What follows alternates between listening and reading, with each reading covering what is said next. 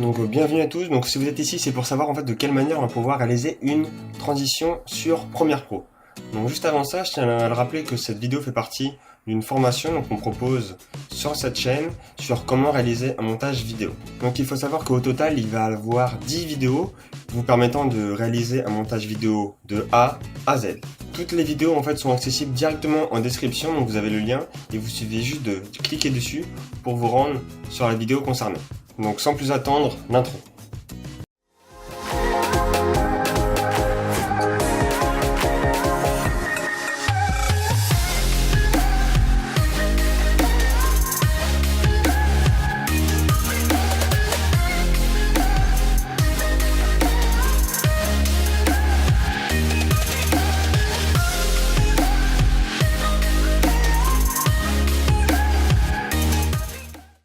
Donc c'est parti pour les transitions.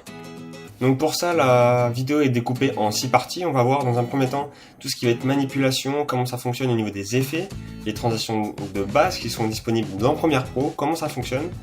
Et ensuite, je vous propose 3 exemples de transitions que vous pouvez appliquer directement sur vos vidéos. Donc ce qui est intéressant, c'est que tous ces chapitres sont accessibles pareil en description. Donc s'il y a un endroit qui vous intéresse plus particulièrement, vous rendez dedans, vous cliquez et vous êtes amené directement à l'endroit voulu. Donc alors c'est parti. Alors avant d'utiliser les transitions, normalement vous devez déjà disposer au sein de votre timeline, donc en bas, de différents morceaux. Voilà, donc c'est des vidéos que j'ai téléchargées directement sur internet. Voilà, donc j'en ai 3. Et donc l'objectif, on va faire des petits essais dessus pour que ça soit un peu plus correct. Donc première étape, se rendre dans la fenêtre effet. Donc je le rappelle, fenêtre, effet. Moi, elle se trouve juste ici. Donc je vais l'agrandir. Alors c'est simple, tous les effets de base se trouvent dans transition vidéo. Il y a un dossier qui est dédié à ça. Et donc là, ils sont tous accessibles. Donc on va se rendre dans fondu par exemple. Et là on peut voir qu'il y a différents types de fondu, au blanc, noir, film, etc. Donc on peut ouvrir l'arborescence et voir qu'il y en a vraiment pas mal. Donc déjà premier type, c'est à voir, si on regarde dans les fondus classiques, on voit fondu au noir avec un petit carré bleu. Cela signifie que c'est le fondu par défaut.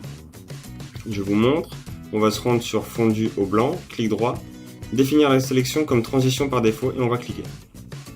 Donc quel impact ça va avoir? Donc je le remets sur fondu au noir, hop. Je vais me rendre sur ma timeline. Et là maintenant, je vais cliquer sur ma séquence. Enfin plutôt sur le morceau sur lequel je veux appliquer mon fondu. Et je fais CTRL D. Et automatiquement, le fondu que j'ai mis par défaut sera appliqué. Donc CTRL D pour la vidéo. CTRL Maj D pour l'audio. Et si je fais Maj D, ça le fait pour les deux. Donc je vous les remontre, raccourci. Ici vous marquez transition. Et il se trouve juste ici. Ensuite, concernant les caractéristiques par défaut, vous devez vous rendre dans édition, préférences, montage. Et ici vous allez pouvoir jouer sur la durée de chaque transition. Donc la vidéo par défaut c'est à 25, l'audio c'est sur 1 seconde. Et après l'image fixe c'est autre chose. Ensuite, si jamais vous cliquez sur la jonction entre deux passages vidéo, ça va vous la placer entre les deux. Donc là, si je fais un CTRL D, ça me place mon fond de noir entre les deux. Si je fais CTRL SHIFT D, ça me met l'audio. Je peux les sélectionner et les supprimer. Et si je fais directement, je clique au milieu, SHIFT D, ça m'applique sur les deux. Donc là, il suffit de regarder. Et voilà.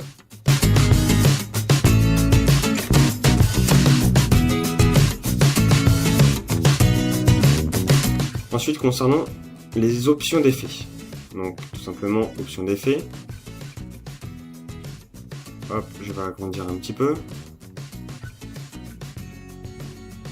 Alors là, tout simplement, en cliquant sur l'effet désiré, je vais pouvoir jouer sur la durée et plus précisément à quel moment il va arriver.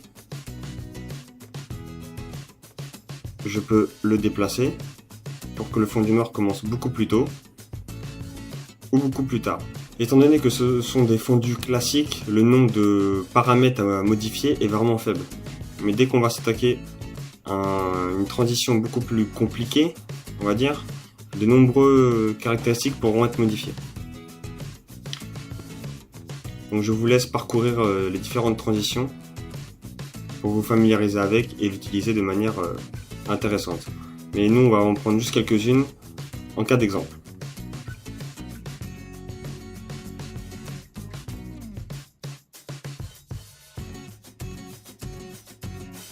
Donc maintenant, la première transition qu'on va réaliser va être le morph. Donc le morph, en opposition avec le cut, va permettre en fait de fluidifier la transition entre les différents passages de la vidéo. Donc pour ça, on va d'abord le récupérer. Donc il se trouve transition vidéo fondu et séquence de morphing. Donc là, express, je vais cutter deux passages. Dans un premier temps, hop. Je vais le raccourcir. Comme ça. Hop. On peut bien voir le cut. On va le prendre, glisser et on va l'appliquer entre les deux passages de la vidéo. Une fois que c'est fait, je vais grandir un peu, on va cliquer sur la transition, option d'effet. Donc en vous rendant au début de la séquence de morphing, on peut voir qu'il y a une analyse en fait qui va être faite. Le logiciel va calculer les mouvements entre les différents points, pixels, et les rapprocher par rapport à la deuxième image. De cette manière, en fait, ça va être assez fluide. Donc après que le calcul soit fini, vous allez pouvoir vous rendre dans les options d'effet et voir que la séquence de morphing maintenant est disponible. Donc on va faire analyser pour que ça soit le plus fluide possible. Voilà. Donc maintenant que le calcul est terminé, je vais vous montrer un petit peu qu'est-ce que ça fait. Donc dans notre cas, j'ai pris exprès deux passages où Julien est en plein mouvement, donc où le morphing en fait est très compliqué, pour vous montrer en fait de quelle manière il tente de récupérer les pixels. Alors, donc ça fait un peu un aspect de déformation.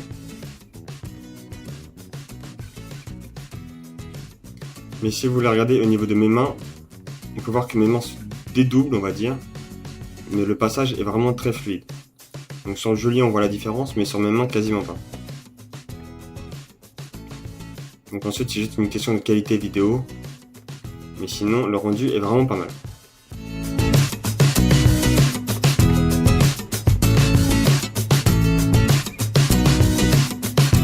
C'est parti, donc là on va apprendre à faire une transition flash. Donc je vous montre rapidement à quoi ça ressemble. Ça arrive. Et bam. Voilà. Donc c'est assez simple. On va voir ça maintenant. Donc comme d'habitude, on va créer une nouvelle séquence. Boom. Nouvelle séquence. 5 images, séance 4. On va glisser nos vidéos. Hop. Conserve. Hop là. On note la dernière, on verra plus tard. Alors, on zoome sur la séquence. Donc avec les flèches directionnelles, on va se placer directement à la jonction. Non, juste là. Et ensuite, on va se rendre dans les effets. Donc les effets qu'on va récupérer, ça va être, vous marquez en haut, niveau. Hop, vous le glissez sur le premier et sur le deuxième. Et enfin, flou. Et on va prendre le flou accéléré qui se trouve dans effet vidéo, obsolète, flou accéléré. Je sais pas si je l'ai pris. Je l'ai pas pris. Hop. Et sur la deuxième. Sinon, vous gardez votre curseur entre les deux vidéos, vous cliquez sur la première, et maintenant on va régler les paramètres des effets.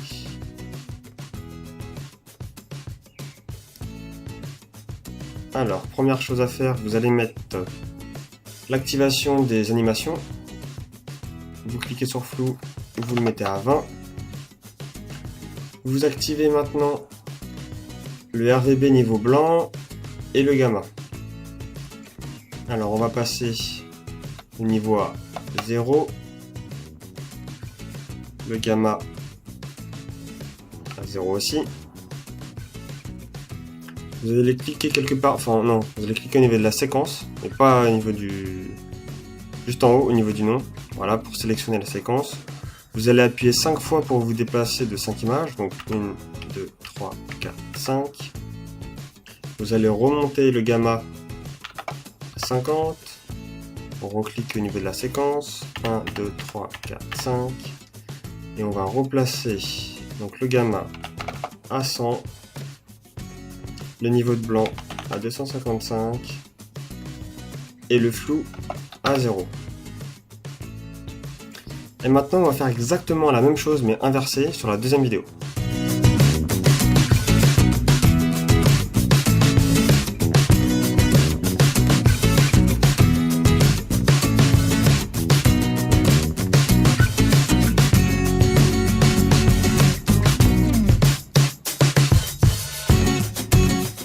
Le flou à 0 et vous avez fini.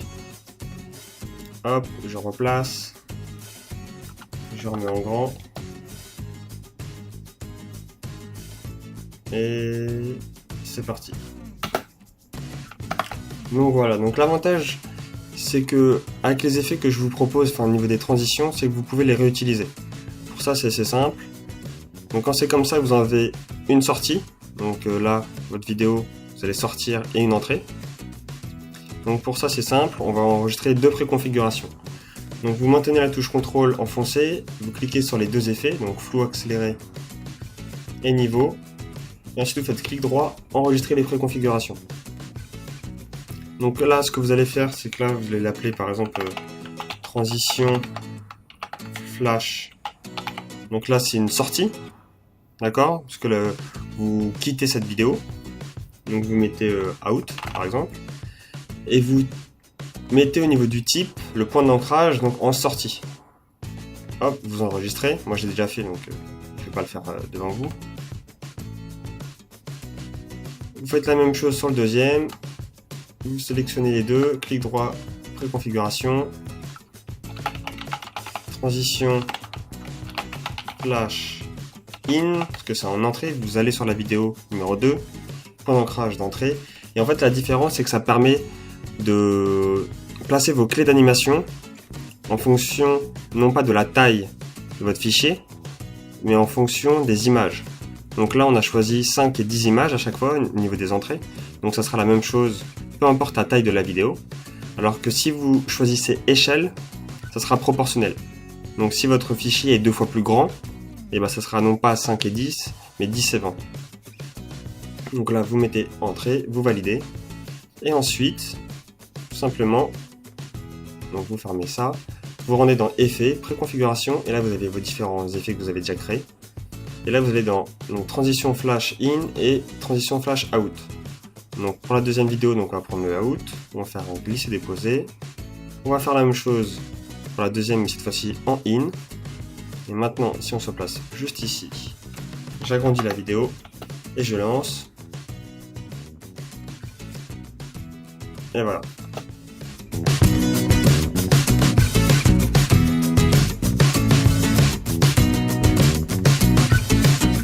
Alors cette fois-ci on va parler de la transition vitesse et flou. Donc je vous montre rapidement à quoi ça va ressembler.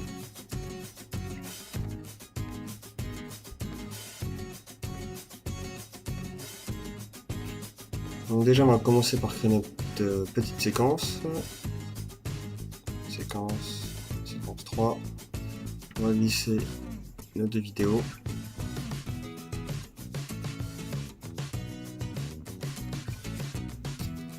Et la deuxième.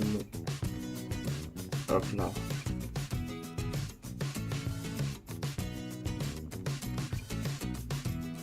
Donc vous vous placez à la fin de la première vidéo et vous déplacez de 11 images. Donc pour ça c'est simple, vous utilisez les flèches directionnelles.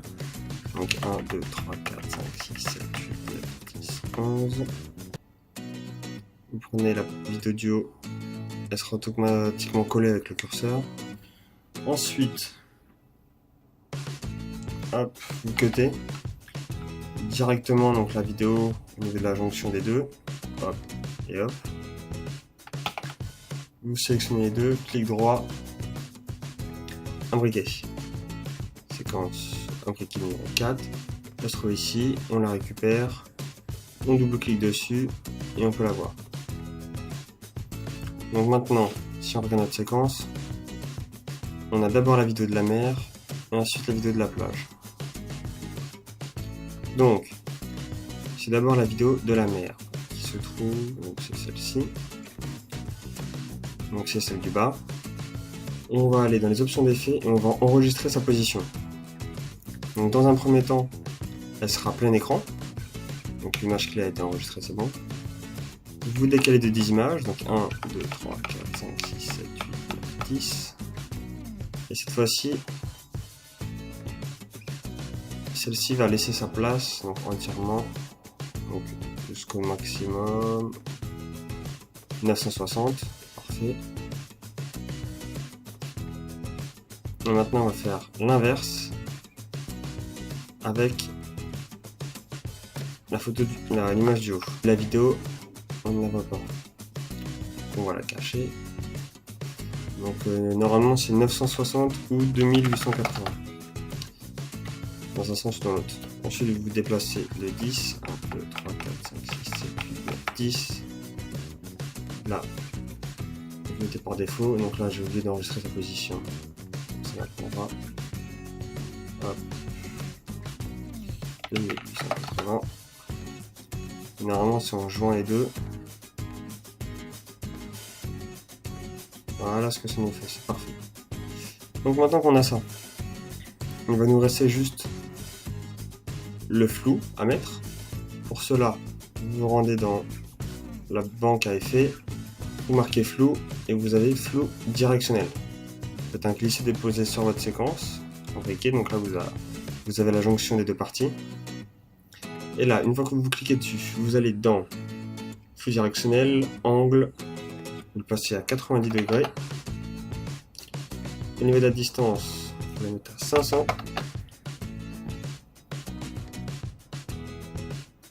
Et voilà, c'est fini. Donc, si je montre le petit passage, hop.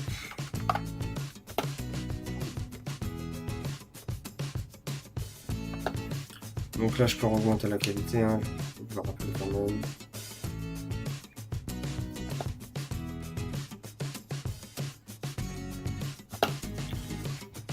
Donc voilà pour le petit flou.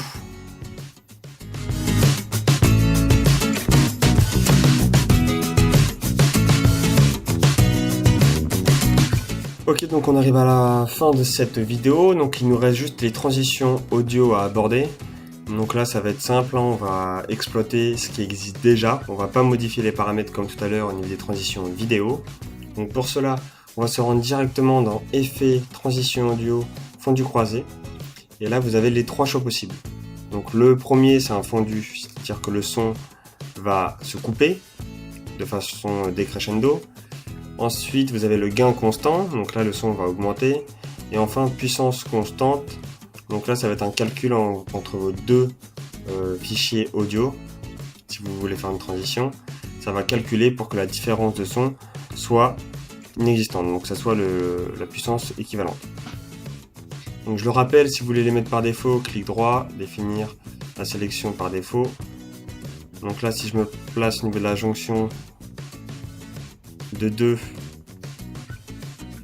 vidéos juste ici et que je fais un CTRL-SHIFT-D pour avoir l'audio, la transition audio par défaut. Si je fais CTRL-D, c'est la vidéo, et si je fais SHIFT-D, pardon, SHIFT-D, ça fait les deux. Donc voilà, donc la vidéo est finie, on a parlé à peu près de tout ce qui était transition. Ensuite je pense que vous pouvez trouver pas mal sur internet, donc je vous invite à aller voir, je vous en ferai d'autres un peu plus tard. Du coup, félicitations à toi, tu as réussi à regarder toute la vidéo en entier, j'espère que tu as appris pas mal de choses. Donc si ça t'a plu, n'hésite pas à lâcher un petit pouce bleu, à mettre des questions en commentaire pour savoir si tu veux que j'approfondisse un peu plus un sujet qu'un autre. En tout cas, on se retrouve la semaine prochaine ou tout simplement tout à l'heure pour parler des effets spéciaux. Donc voir comment on va pouvoir un petit peu faire la James Cameron des vidéos, que ce soit pour ta chaîne YouTube, pour ton site ou autre. Allez, ciao, à la prochaine.